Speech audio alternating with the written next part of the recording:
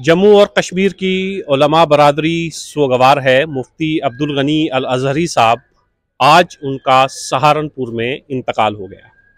जम्मू और कश्मीर से उनका एक गहरा क़ल्बी और रूहानी ताल्लुक़ रहा है। अज़हरी साहब की पैदाइश सरहदी इलाके मेंढर में हुई है। मेंढर से मिस्र अल अज़हर यूनिवर्सिटी तक पहुंचना और फिर देवबंद तक पहुंचना। मौलाना हुसैन अहमद मदनी के शागिर्द रहे। जो लोग मौलाना हुसैन अहमद मदनी से वाकिफ़ हैं वो तो वाकिफ़ ही हैं, जो नई नस्ल वाकिफ़ नहीं है वो गूगल कर सकती है कि अल अज़हर यूनिवर्सिटी की क्या हैसियत है, मौलाना हुसैन अहमद मदनी की क्या हैसियत है और मौलाना मुफ्ती अब्दुल गनी अल अज़हरी का मकाम व मर्तबा क्या है। आज सहारनपुर में उन्होंने आखिरी सांसें दी, वही आखिरी आरामगाह भी बनी। सईद अहमद हबीब साहब इस वक्त मेरे साथ हैं, जामिया ज़ियाउल उलूम के नाइब मोहतमिम हैं। फ़िक्र नज़र रिसाला जो जामिया ज़ियाउल उलूम पुंछ से निकलता है उसके मुदीर भी हैं। सईद साहब, बहुत शुक्रिया, आपने टाइम दिया है। सईद साहब, किस तरह याद करना चाहेंगे अज़हरी साहब को आप? इन्ना लिल्लाहि व इन्ना इलैहि राजिऊन। मौलाना मुफ्ती अब्दुल गनी अज़हरी साहब का साहने इर्तिहाल एक अजीम हादसा है और आज पूरी कौम एक अजीम मुफक्किर से, एक अजीम मुस्लिह से महरूम हो चुकी है। मौलाना मरहूम का ताल्लुक़ बुनियादी तौर पर ज़िला पुंछ से था। वो तहसील मेंढर के गांव गुरसाई में पैदा हुए और उनकी उम्र इस वक्त लगभग 110 साल के करीब करीब। उनका जो इल्मी सफ़र है वो बहुत ही रोशन है और वो लगभग निसफ सदी से ज़्यादा पर फैला हुआ है। मौलाना दारुल उलूम देवबंद से फ़ारिग हुए और उसके बाद वो जामिया अज़हर गए मिस्र में, वहाँ से फ़राग़त हासिल की और उसके बाद एक लंबी उम्र तक उन्होंने कश्मीर यूनिवर्सिटी में as a HOD Arabic department उन्होंने अपनी तदरीसी खिदमात अंजाम दी। रिटायरमेंट के बाद उन्होंने सहारनपुर में एक जगह है बादशाही बाग, वहाँ पर एक बहुत बड़ा इदारा कायम किया जहाँ के वो मुहतमिम भी थे और शेखुल हदीस भी थे। उसके अलावा सूबा जम्मू में और सूबा कश्मीर में बहुत से इदारे उनकी निगरानी में काम कर रहे हैं। आज सुबह जब ये इत्तला मिली कि वो इस दारे फ़ानी से कूच कर गए हैं तो पूरी रियासत के लिए, पूरे सूबा जम्मू के लिए और ख़ास तौर से अहले पुंछ के लिए ये इंतहाई रंज और सदमे की खबर थी। जहाँ तक मौलाना की खिदमात, उनकी ज़ात का ताल्लुक़ है, जैसे आपने बताया कि वो जामिया अज़हर से फ़ारिग थे, दारुल उलूम देवबंद से फ़ारिग थे और शेखुल इस्लाम हज़रत मौलाना हुसैन अहमद मदनी रहमतुल्लाह अलैह के शागिर्द ख़ास थे। और उसके अलावा वो इस वक्त जम्मू कश्मीर में अमीर शरीयत के मनसब पर फाइज थे।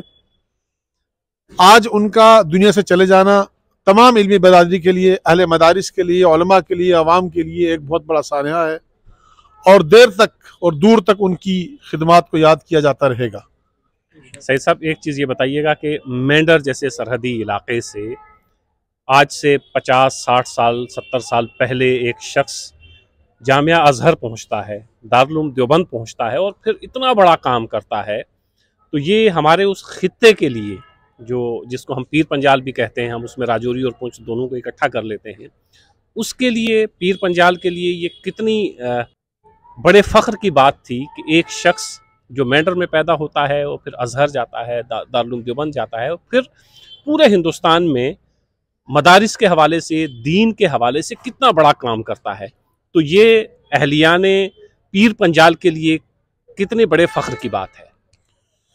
डॉक्टर साहब, अगर आपकी कभी उनसे मुलाकात हुई हो और आपकी मुलाकात नहीं हो पाई, चूँकि वो मसरूफ़ बहुत रहते थे, उनके असफ़ार बहुत रहते थे और इस उम्र में भी वो एक महिंद्रा जीप पर सफ़र करते थे और दूर दराज के इलाकों में पहुँचते थे। मैंने उन जैसा मजबूत इरादों वाला इंसान नहीं देखा और सबसे बड़ी खूबी उनमें यह थी कि जो तारीख़ पर उनको अबूल हासिल था, जब वो अपनी तकरीर में तारीख़ के औराक पर बात करते थे तो इंसान को यकीन नहीं होता था कि ये 100 साला एक मुअम्मर इंसान जो अब ज़ईफ़ भी है, लेकिन जब वो तारीख़ पर बोलना शुरू करते थे और इस्लामी तारीख पर और सियासी और समाजी और मिली तारीख पर जब बोलते थे तो ये अंदाज़ा होता था ये शख्स इल्म का समुंदर है।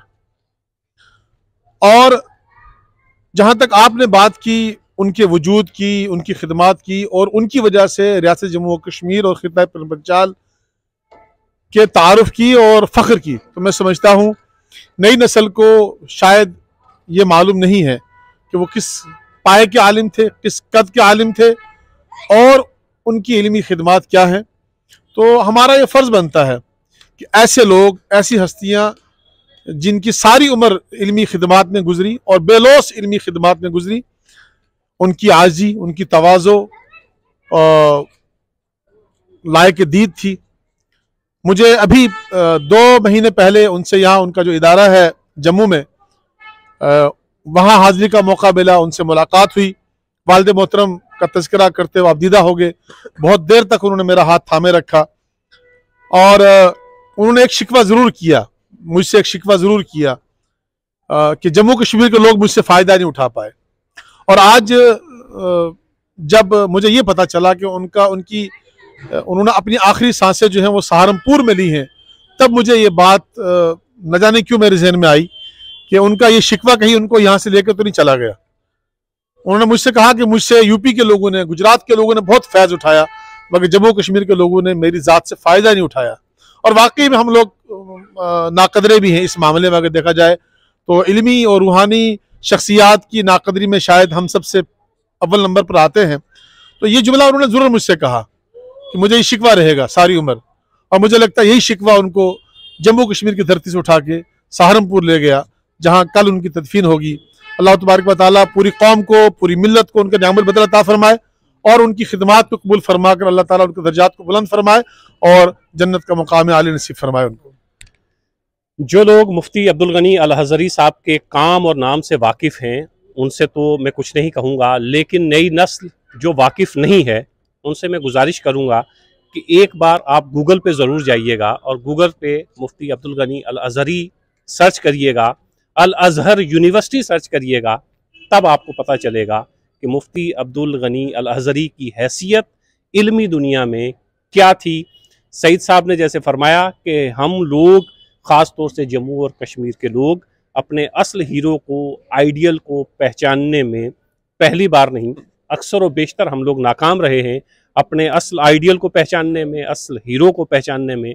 बहुत सालों के बाद हमें ये शिकायत होती है कि हमने इतने अजीम और इतने बड़े शख्स को नहीं पहचाना। खित्ता पीर पंजाल, पुंछ और मेंढर के लिए ये कितनी बड़ी बात थी कि एक शख्स जिसकी पैदाइश मेंढर में होती है और फिर वो जामिया अल अज़हर से तालीम हासिल करता है और इल्म की शम्मा को पूरे हिंदुस्तान में रोशन करता है।